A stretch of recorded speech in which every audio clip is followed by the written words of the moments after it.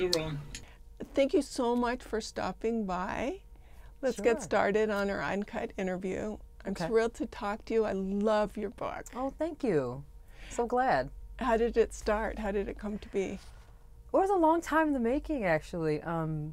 These pieces in the book go back to 1997, which feels like a long time ago. And they're basically a collection of pieces, of features, essays, some commentary, and some unpublished pieces that I've been writing over the years. It kind of covers my career as a journalist, which started in 1992. And that's what every reporter has, a bunch of stuff they've written. But I looked at this stuff and realized that I've been writing kind of a narrative of not just what's been going on in Black LA, which is what I was covering, but also I was kind of writing my own memoir, writing about my own place in this community that being a reporter had made me start to wonder about. And just writing about the state of things in LA and in the country, and how things are racially. And I looked at my stuff and said, oh, this is the story I've really been trying to write all this time. So I thought that together it really added up to something as a book, and not just the usual collection of pieces, but a single kind of story about, Black people, me, the country, where we're going, self-actualization, all that stuff. So, I think it works pretty well, if I could say that. I have to agree. It reminds me a lot of Joan Didion's White Album. So the black version, where you capture a certain period really vividly in a city and a time and a people in a way that only a reporter can capture, because you have so much privileged access. Oh, thank you. Well, I will say that I was always secretly a creative writer, and I just was a reporter to pay the bills, right? But I really realized I really enjoy observing everything. And ever since I was young, that's what I like to do, kind of sit back and watch everything and figure out what it meant.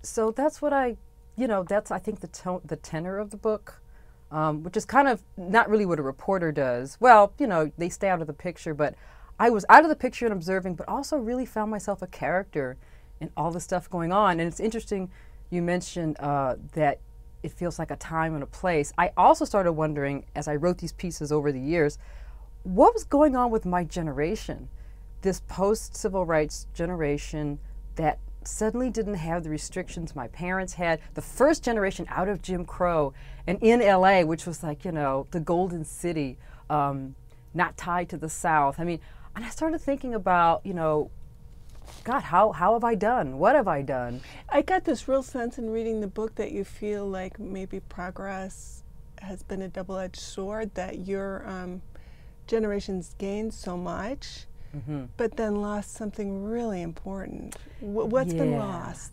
Oh, that's a really good question. There's a quote in one of the pieces in the book. It's called East Side Boys. My favorite And it's actually, piece. I know, it's actually about not my generation, but my father's generation. And he's kind of what I call the 1.5 generation. He came here as a young kid from New Orleans and lived half his life in segregation and the other half out of it. But, coming out of segregation wasn't an automatic victory. And so there's obvious progress. I mean, just when I compare how I lived my life to how my father lived his life, the restrictions, the pressure, the places he couldn't go, the things he couldn't do, well, there's, no comparison. But when you start thinking about, okay, what's the next step? So where do we go from here, and how, what's the next step in this sort of achieving the social justice? And, that got very, very fuzzy. And I think that the whole endeavor was sort of dissolved in the late 60s, early 70s. And that would have been okay if things had been if we'd achieved this justice, but we hadn't, and in a real way. Even though I did okay for myself, and this is another theme that I keep returning to, I did okay for myself individually, but there was so much still wrong in Black communities, not just in LA, but everywhere, and I'm a part of that. I felt like I didn't feel, Martin Luther King said, none of us are free till all of us are free. That sounds very lofty, but I really felt that. Like, it troubled me and it affected me that that so many blacks are still in poverty, so many are undereducated, all these statistics that we don't really even think about anymore. For me, it impacts me very personally. And I think that's true for most black people. They just don't admit it. We just kind of like to keep our, looking forward and, going to the next step. But I don't think we've taken enough time to sit and really wonder, where have we come?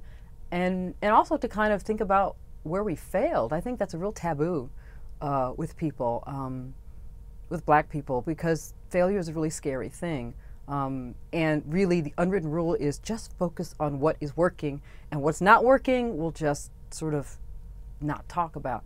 And I challenged that in many ways, and I got a lot of pushback for that. But as a writer, I couldn't help but explore that, that interior kind of landscape. How has this impacted us? We're half in freedom, half out. I mean, where are we? Somebody told me that they look at black history this way. We had 250 years of slavery, 100 years of Jim Crow, about 40 years of something that he still doesn't know how to describe. And now we're going on 50 years, or maybe 60, of that. And I just wanted to stop and just figure out, where are we? Where am I? And to me, those two questions are very closely connected.